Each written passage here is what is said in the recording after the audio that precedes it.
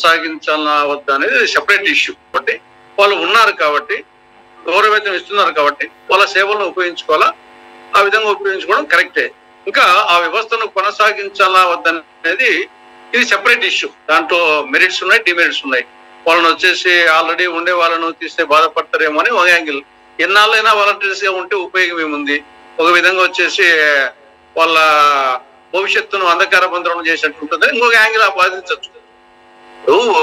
వాళ్ళు ఎన్నాళ్ళుండే వాలంటీర్ గానే ఉంటే, సచివాలయ సిబ్బంది అయితే గవర్నమెంట్ ఎంప్లాయీస్. ఆ విధంగా వాలంటీర్స్ వచ్చేసి వాళ్ళను ప్రభుత్వ ఎంప్లాయీస్ గా తీసుకునే పరిస్థితి వేరు. కానీ వాలంటీర్స్ గానే కొనసాగిస్తే దానివల్ల ప్రభుత్వానికి ఎలాగో వాళ్ళని పెన్షన్ల కోసమే ఉపయోగించే వాళ్ళ గతంలో, వృద్ధాప్య పెన్షన్ డిస్ట్రిబ్యూషన్ కోసం. అది ఎలాగ ఇప్పుడు చేస్తున్నారు. కాబట్టి ఇప్పుడు అవకాశం వచ్చింది కాబట్టి ఉంది.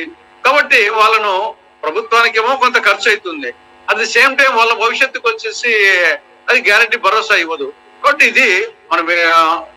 ఇది ఒక రెండు వైపులా ఆలోచించాల్సిన విషయం. కొనసాగించాలా వద్దని తర్వాత, కానీ ప్రస్తుతానికి వచ్చేసి ఇప్పుడు అది కొనసాగించాలా వద్దనే ఇష్యూ పక్కన పెట్టేసి, ఇప్పుడు ఆల్రెడీ కొనసాగుతా ఉంది కాబట్టి, వాళ్ళ సేవలు అవసరం కాబట్టి, వాళ్ళ గౌరవవేతనం ఇస్తున్నాం కాబట్టి వాళ్ళు వినియోగించడం కరెక్ట్.